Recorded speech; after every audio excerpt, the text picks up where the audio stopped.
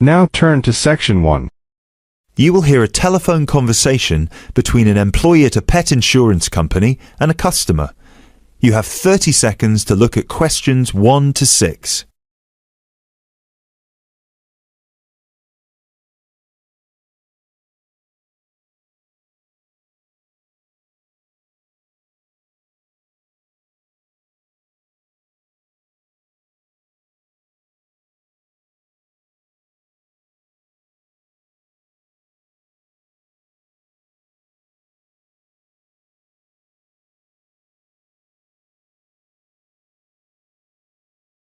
Now listen carefully and answer questions 1 to 6.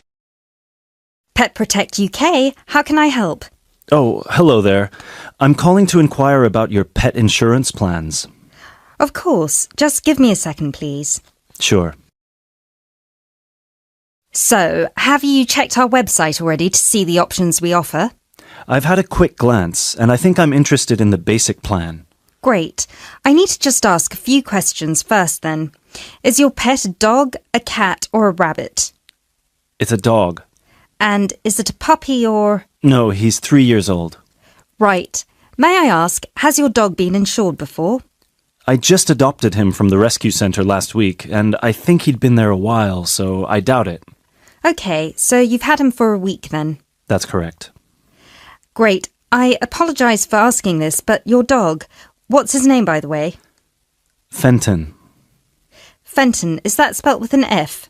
Yeah, Fenton.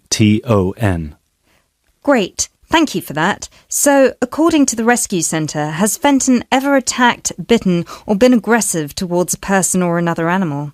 No, not at all. Excellent. And is he a guide dog or... No, just a house pet.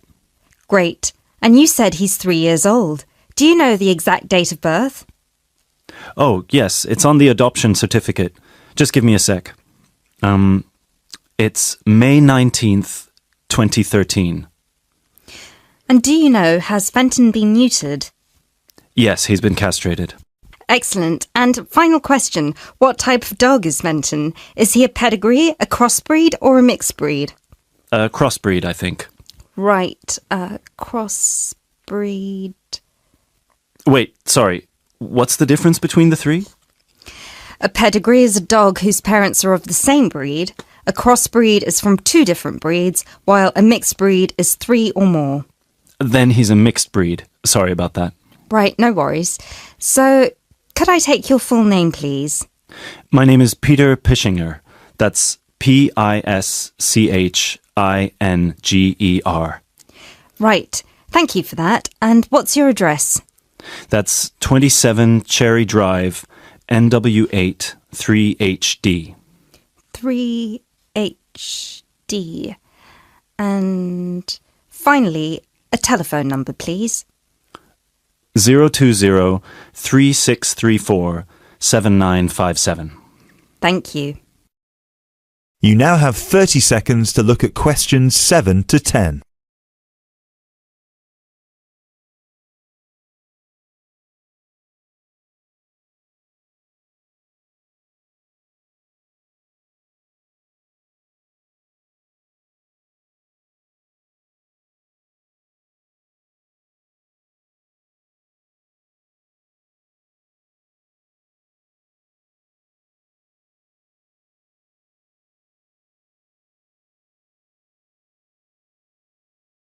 Now listen carefully and answer questions 7 to 10.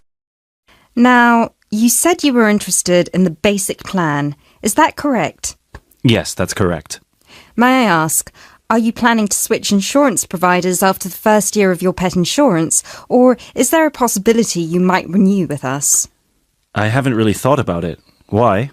The reason I'm asking is because if you plan to renew with us, it might be worth considering our premium or ultimate premium plan. With the basic plan, you will have to pay the same fee of £8 per month regardless of how long you stay with us. If you choose one of our other 2 plans, though, you will receive a discount for the first 6 months. You'll only have to pay £12 for premium and £15 for ultimate. And then, depending on your circumstances, you might be eligible for further discounts after your first year, depending on how many expenses you claim.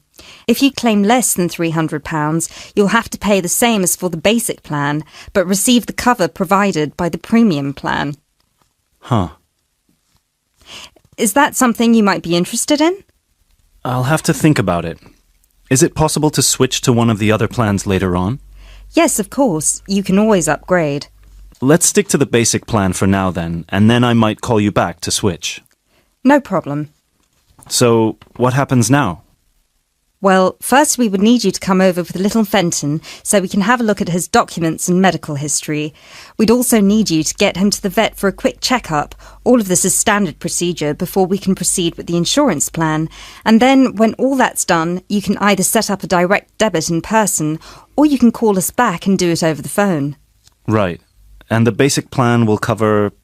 Well, the basic plan covers veterinary fees, obviously, plus a few more things such as boarding costs, loss by theft or straying, advertising and reward, death by accident or illness.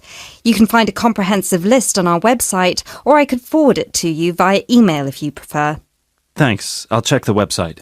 No problem. So, shall we book you an appointment so you can come over? That is end of section 1. You now have half a minute to check your answers.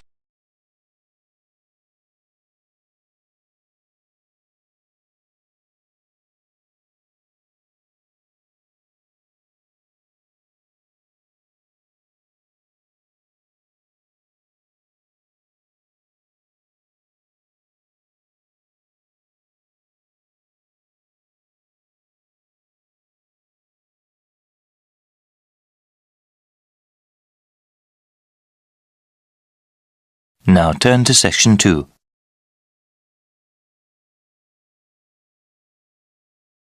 Section 2. You'll hear an orientation given to new students about technology services on campus. First, you have some time to look at questions 11 to 15.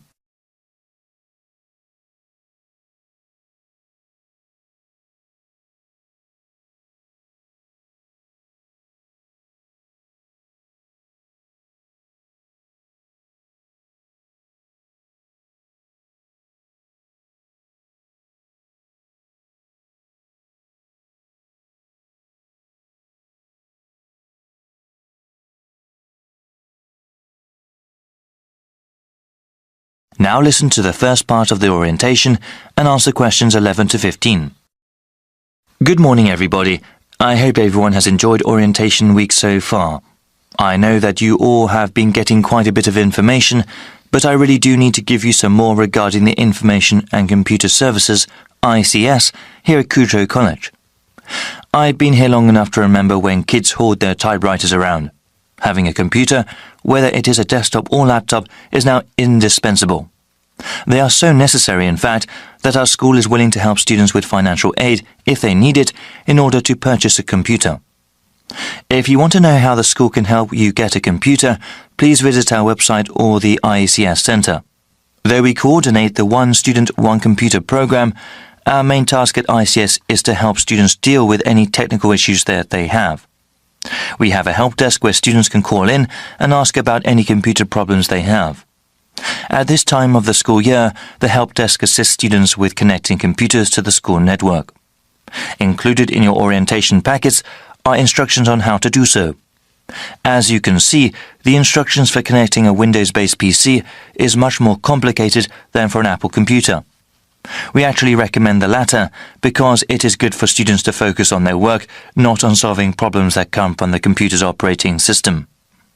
If you call the help desk, you can also get help with things like connecting your printer.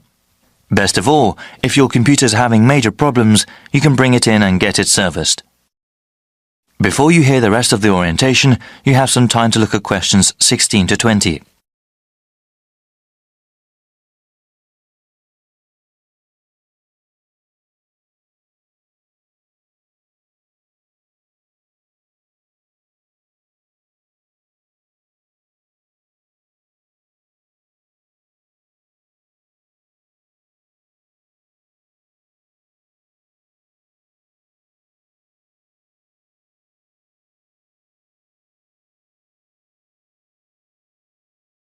Now listen and answer questions 16 to 20. I will tell you how to bring in your computer if you have any problems with it. If I'm not there, you can talk to the full-time attendant, Jacob. That's Jakob, Bianchi. Jacob has many years of experience in computer service. Please feel free to ask him anything. He is there Monday through Friday and can figure out what you need help with.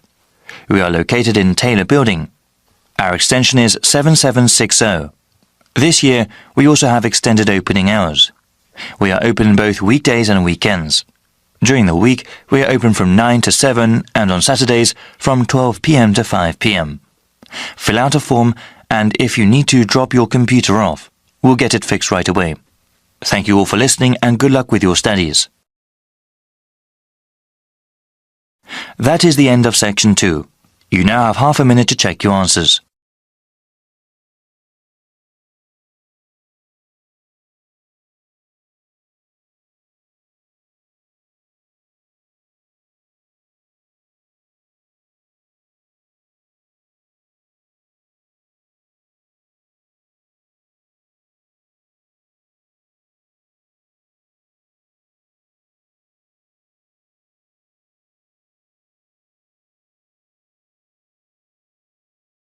Section 3. You're going to hear an explanation of how a school chancellor will be chosen. The chairman is explaining the process to two students, Sarah and Arnold. First, you have some time to look at questions 21 to 25.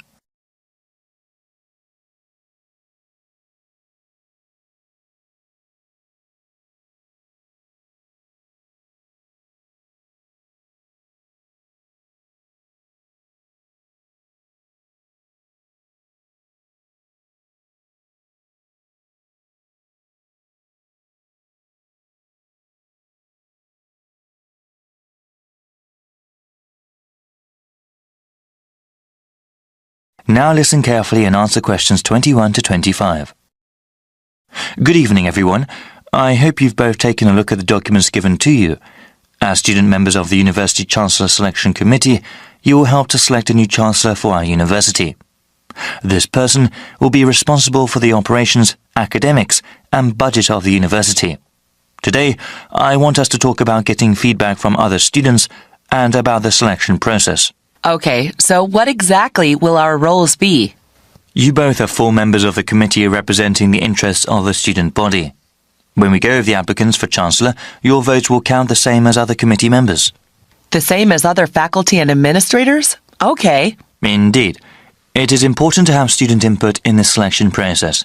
That will be part of your duties as committee members, to talk to the student body and get a feeling for what they want in a new Chancellor. You will report back to me, the committee chairman, and then talk to the rest of the committee. I suggest that you contact the student newspaper and ask them to do some sort of survey. You both can also talk to the heads of various student organisations and gauge their opinions. All right, what sort of questions should we ask? Well, if you know of any issues important to the student body as a whole, you can ask them about that. I know that there was a recent increase in student fees. Since the Chancellor is in charge of the budget process, he or she will certainly be involved with that. But that is one topic that everyone can be asked about. A question about financial issues? Okay. You also mentioned going to different student groups. I was wondering, would that be appropriate? If the Chancellor is the head of the whole university, is it that important to ask the opinions of a smaller individual organisation? Definitely. They may be smaller organisations, but they often represent a wide number of students.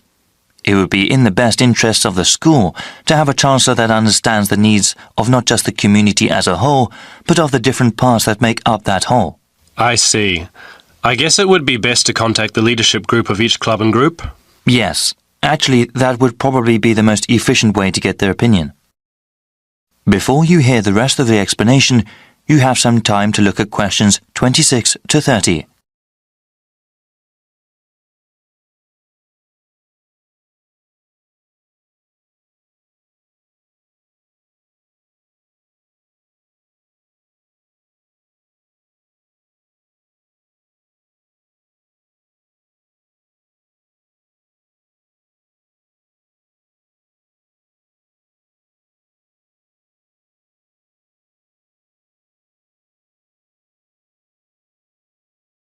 Now listen and answer questions 26 to 30. After you get a feel for what the student body thinks, I would like you to create a report for me.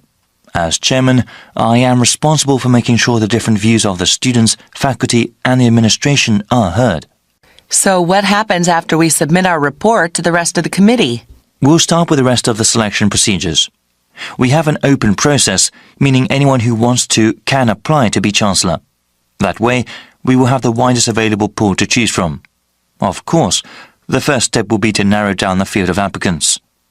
Looking at their background and work experience, we will end up with 15 candidates. There will be further background checks on the remaining candidates.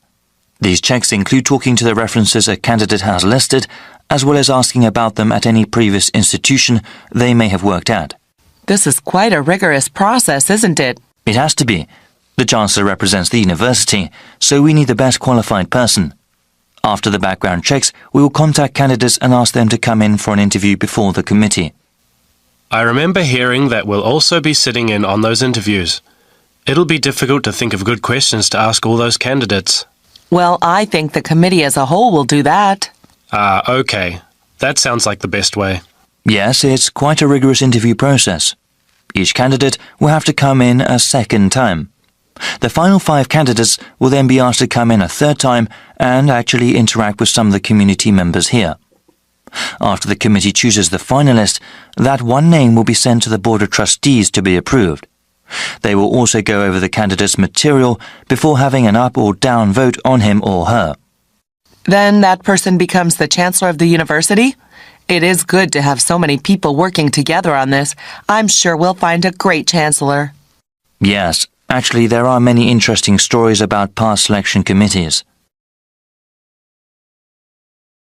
That is the end of Section 3. You now have half a minute to check your answers.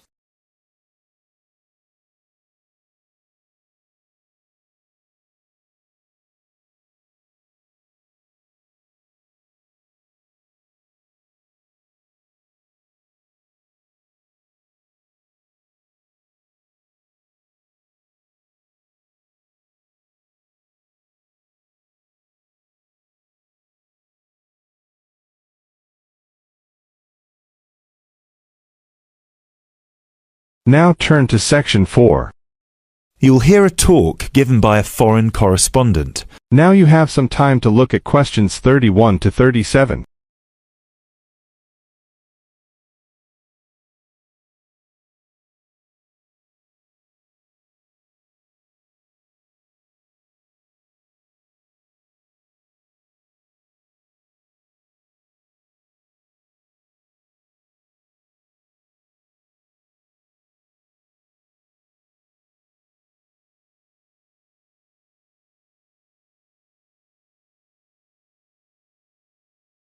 Listen carefully and answer questions 31 to 37.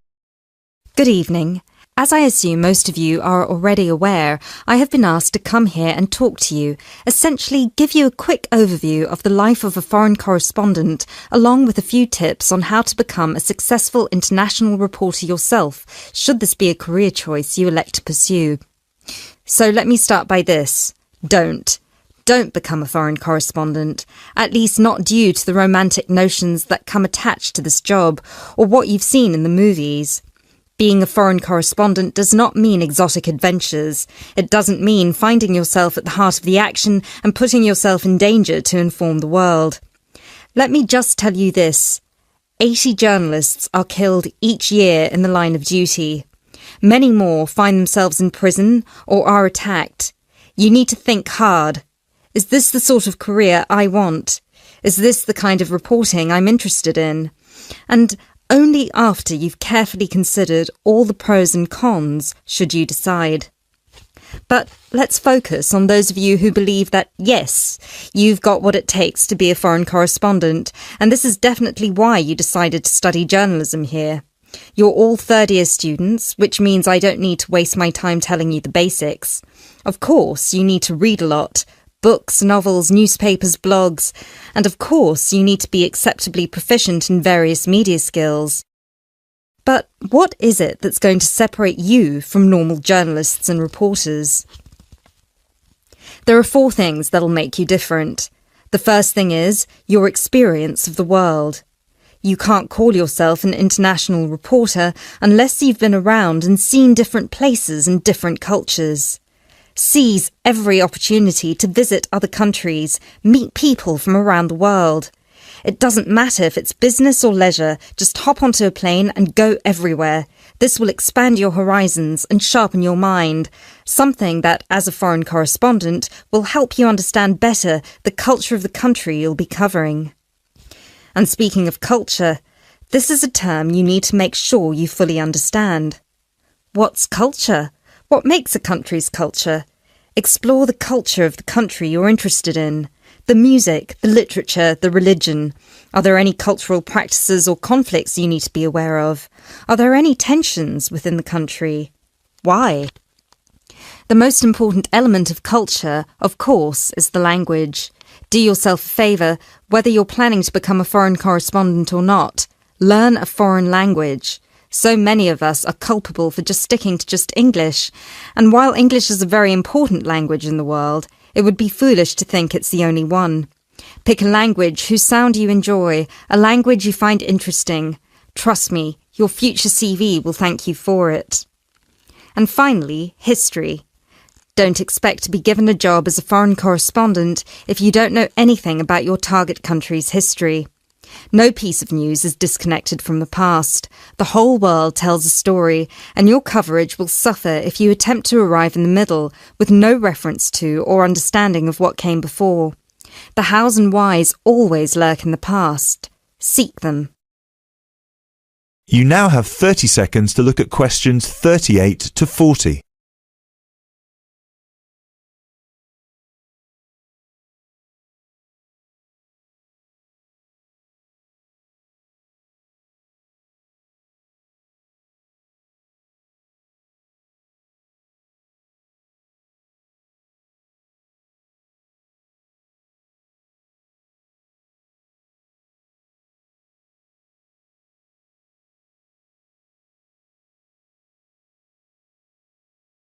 Now listen carefully and answer questions 38 to 40. Now, there's something else you need to understand. The world of international journalism is changing, like every other industry, due to the internet. The arrival of globalization brought with it a whole new set of rules, and you'll do well to comprehend what they mean for you. Unfortunately, gone are the days when a newspaper would hire you and deploy you to a country. Increasingly, newspapers around the world are beginning to favour freelance journalism, offering opportunities to local reporters with the necessary chutzpah and an understanding of the zeitgeist in their region. What this means for you is that you won't just have to start at the bottom. If you want to sustain yourself as an international reporter, you'll also have to pursue many different avenues at once. You'll need to persevere and push and build contacts everywhere.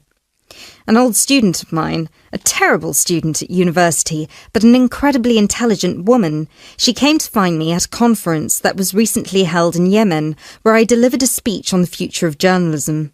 She was working for 3 different newspapers as a freelance foreign correspondent, one of them The Times, and she told me that the one piece of advice I gave her that stayed with her and helped her with her career was this: don't be afraid to fail.